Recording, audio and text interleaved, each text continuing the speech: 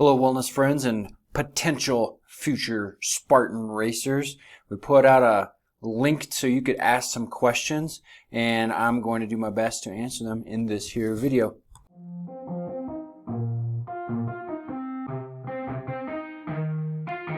Yeah, let's go. All right, I'd love to make this video super short and tidy, but unfortunately, going through this set of answers here, they're going to be 2 or 3 minutes a pop. So I'm going to make this video as navigable as possible, meaning if you don't want to hear the answer to some of these questions, here are the questions. I'm going to work to keep them in this area right here. And if you go in the description and the link below, the topic that is covered will have a link that'll boop, put you right to the thing that you want to hear about. All right, so here we go. I've got 8 questions here. I'm going to do my best to answer them as briefly and tidily as possible. I may stash some links in the description below to help me out. The first question that I have here is it really competitive? So talking about the Spartan race. I think it's as competitive as you want it to be, okay? Now, last year, I didn't know what to expect. We all start kind of jogging, and the competitive bone kind of kicks in, and I'm going a little bit faster than I want to, and that was good. That was like nice, healthy competition kind of pushing me, and I was, on the tail of Dr. Hernandez trying to keep up with him. But eventually we got stuck in a mud pit, and we just really needed each other's help, right? So, is it competitive? In nature and in spirit a little bit, but it's more a group bonding experience where you're going to go do something that's really, really difficult and do it together. There's a multitude of different paces out there, right? You got some people trying to burn it down in 45 minutes. You got some people just trying to do the best that they can. And you got some people that are taking their time, they're being safe, and they're having a good time. It's a tough challenge, but really, really competitive. I'd say it has a competitive spiritness to it, but it's a group bonding exercise because you're getting your partner through it as well. This next question, I have a previous injury. Is this something I should be worried about? That's a good conversation for you and your doctor. Now, I'm encouraging people to think about going to the Spartan race to check it out. Have this task on your calendar so that you can train for it and prepare. I do not want you to do this at the expense of your health. In fact, I recommend everyone have a conversation with your doc, especially if you're making some semi-drastic lifestyle changes, to go and get this thing done. I'd encourage you to be wise and use common sense, but at the same time, talk to your doctor about this, especially if you have a trick knee, a shoulder, something like that. Now, if you can manage the race and you're very aware of this injury and your limitations, still talk to your doctor, but just be a wise person around and know your body. But that's something that's hard to do, especially when you get into a competitive environment. So take that into consideration, right? Talk to your doctor.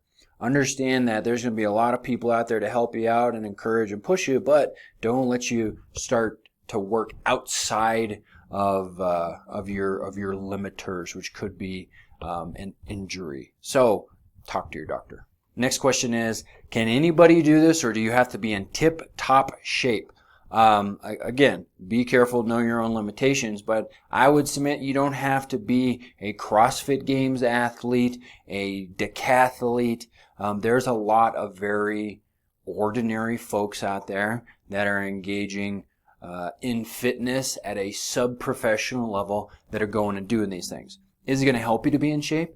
Absolutely. But here's what you want to think about. And there's plenty of things that you can Google out there as far as know what to expect, right? But you're going to be walking 3.2, maybe a little bit more miles, right? So can you do that? Okay. Can you walk 3.2 miles and some of it be uphill and some of it be downhill, right? There's your next question, right? After that, can you cover that amount of ground and do some what I would say are cool chores while you're doing it for 60-second to 2 or 3 minute bursts, meaning carry something, whether it's a bucket of gravel, a sandbag, pull something. That's kind of how I describe it. So when someone asks me, do you have to be in tip-top shape? You don't have to be a professional athlete to go and do this. If you can cover that amount of distance, 3.2 miles, And if you could hike that amount of distance, and if you could manage doing some chores during that, you probably have a shot at going and completing a good deal of these obstacles. Again, think about your own limitations. Don't exceed them, especially against medical advice from your doctor or something like that. But I don't think you have to be a professional athlete to go and do this. And there's many, many, many, many people that aren't professional athletes, aren't training like professional athletes, that are going to do this. So, can you walk? Can you hike? Can you do some tough chores like carrying some things? These are some questions to ask yourself. Similar question here. What if I can't climb a rope? So there's a variety of different obstacles there, okay? Some of them you're carrying heavy things like sandbags, rocks, gravel, right? Some of them, they're tough stuff where you're hanging, right? You're either hanging off the side of like a wall. So what we'll do is we'll put a link to a video that shows some of the obstacles from last year's Fort Carson Super. Now that means that it's one of the longer races, so there's some other obstacles in there, but you can also look at last year's video that we have and see that SLV Health put together and see if there's anything in there that's giving you concerns. And here's how it works, all right? If you can't do the thing, you don't lose your birthday, right? They do encourage that you go and knock out some burpees, right? That's kind of like the equalizer there, right? Go over and do some burpees if you're not successful in the obstacle. But here's the thing. You paid your money. You can figure out based off of your limitations, right? Maybe you can't climb the rope or you don't want to jump in the giant mud puddle or something like that. If that's not your gig, don't worry about it. You're the one paying them the money, right? Do it, to do the race as prescribed. That's pretty, that can be very challenging, right? Especially when it comes to hanging around stuff, doing monkey bars and things like that. But they have options there, right? You want to scale it to your abilities. Be smart. Don't take any serious risks, to injure yourself, and operate within your bounds. So, what if you can't climb a rope? So what? It's okay, right? It's okay, and you can either do the burpees or you can just pass that obstacle right on by.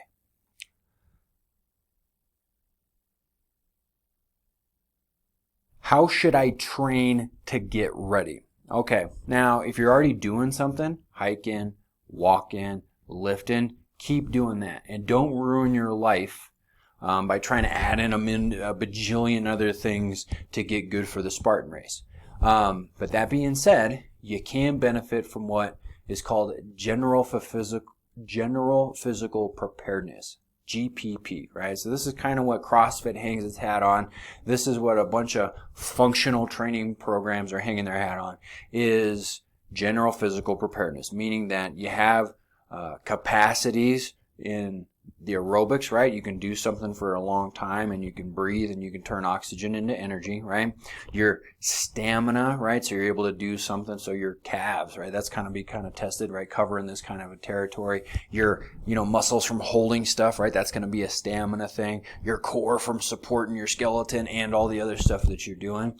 So that kind of stamina, that's going to be a thing. Your strength, if you're doing some strength training, this is going to help you out, right? To be able to hold these things, carry them, move yourself around stuff. So how would I train, right? If you look up general physical preparedness, I think Spartan Race has some resources out there. I'm sure there's a lot of blogs out there. But do what you're doing and don't ruin that because you want to add in a whole bunch of other stuff. Now, if you're able to, say you're rocking the Peloton 2 or 3 times a week or something like that, if you're able to get in a strength training where you're pushing stuff, pulling stuff, getting some push-ups and working on some of the things that you may not be working on right now, this could help you be a more well-rounded person going through that obstacle course, right? So, general physical preparedness, strength, stamina, aerobic capacity, also mobility, right? If you're just improving your ranges of motion, that's going to help you out to be a proper mechanism moving down the course. So those are some things to think about. I'll be doing my training regimen, which is based around me being strong at end ranges of motion. I'm not a real flexible guy, so I'm working on being strong at end ranges of motion. Okay, with my arms straight up, with my knee kind of high up close to my chest so that I can make those strides that I need to. So working on the mobility, the strength, the stamina, these are all going to help you, but don't ruin your life just trying to specifically train for the Spartan race. Keep doing the thing that you're doing, and if you can add in some other stuff that complements that, that might be a little bit opposite of that, that'll be a good thing for you in training. And we'll talk more about this as we get closer and closer to this, and I'll unpack more about what I'm doing and what some competent trainers think that one should do to get ready for this. But what do you have to do during the race, and how long does it take? So we talked a little bit about it. You're going to be climbing up and over some stuff. You're going to be climbing under some stuff. You'll be climbing on some stuff. You'll be doing some mud bogging, whether it's, a full submersion like last year, or underneath some barbed wire, which does not real barb. They like round the points, but you still don't want to, hit your butt on it or anything like that. There's a variety of different tasks: carrying buckets, carrying sandbags, pulling a rope sled, throwing a spear. That's fun. Be careful if you're practicing that in your backyard. But you got 20-something different obstacles, right? It depends just a little bit, okay? And you're covering over 3.2 miles. There's a variety of different obstacles. All of them are like really, really cool chores, right? And I know that splitting wood all day is kind of a bummer, but splitting wood for a little bit is way cooler than picking weeds, right? So you have a variety of different tasks. Again, look at the video to see what you're going to to see what you can expect. And as far as how long it's going to take, anywhere from an hour to maybe 3 hours, right? To where if you're really taking your time, that's good, right? Protect yourself, don't get yourself hurt, but embrace the physicality of it and the spirit of doing it together. And you can go on the Spartan website and you can look at a whole bunch of other people's times, right?